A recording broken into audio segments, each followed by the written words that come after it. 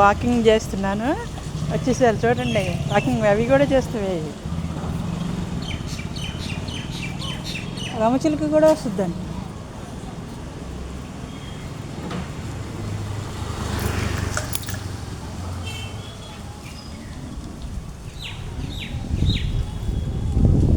ఎక్కడ వస్తావమ్మా? అక్కడున్నావా? Okay, కనపడుతున్నావు. కనిపించావమ్మా, walking వచ్చానమ్మా.